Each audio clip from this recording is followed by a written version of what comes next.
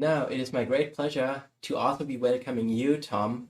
We've been working for quite some time now, and it's great to have you here in our panel. And now with the question, because I know that ESG is something that's also, like for everyone today, that's very important to you. And I'm looking very much forward to your answer.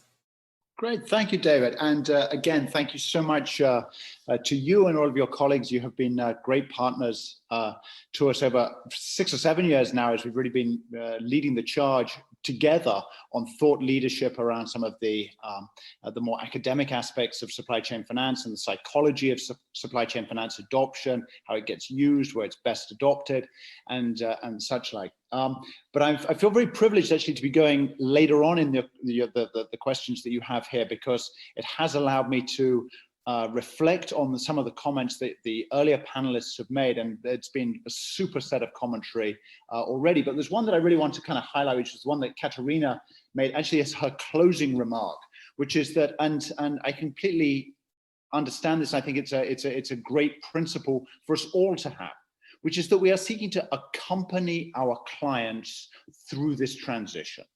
And I think that that is the starting point that we all have as service providers, as whether that's as service providers being the service of the academic research around this, or this is being the service of the provision of financial services, or the service of the provision of software, or any other aspect. We are looking to accompany our clients on this journey.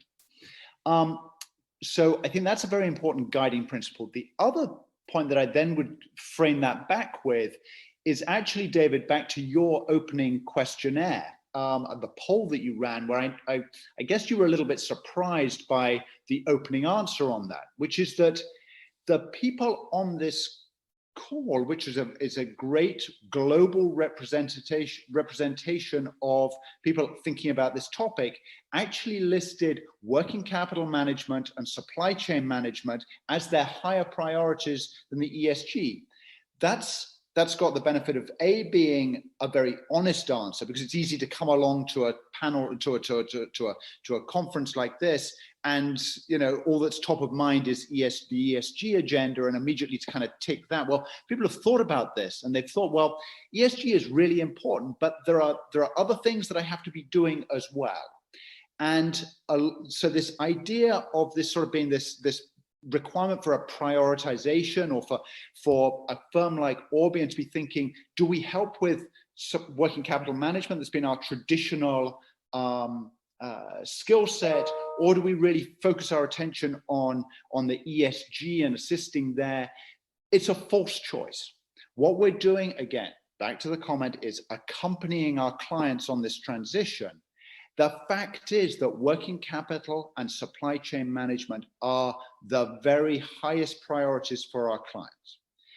And this then reflects sort of into a broader principle or philosophy that we try to have at Orbian, that we think is important for all service providers that are serving the needs of large-scale organizations and their supply chains, which is first and foremost to be, for want of a better word, to be humble, to leave judgment aside. It is our role to provide a suite of services that we execute as well as we possibly can in order to allow buyers and their suppliers to collaborate in order the best to meet their goals that they have established.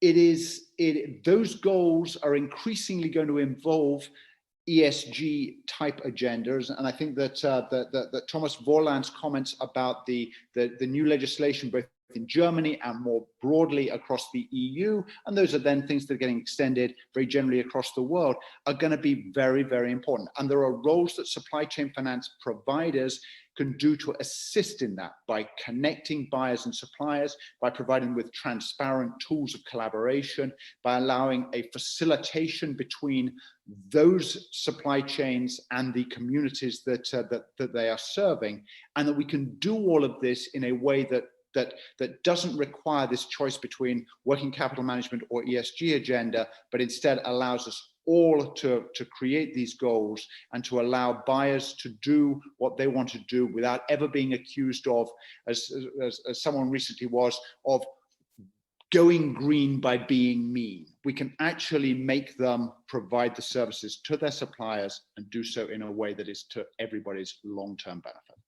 Thank you, David. Thank you very much, Tom, also for putting this in a bit of broader context. And now I hope you all, the participants, you can see also how this is all set up. So we have some experts more on the supply chain area, some experts more on the finance area, and also some stronger connecting both. And I also appreciate your thoughts on putting the survey more into perspective. To be honest, now thinking more about it, I fully agree with you. So it's a bit tricky, to on the spot comment on it. And actually, I was a bit surprised, not too surprised, but a bit surprised. And your thoughts are here very much appreciated. And I look forward to having you in the panel in just a bit. Thank you.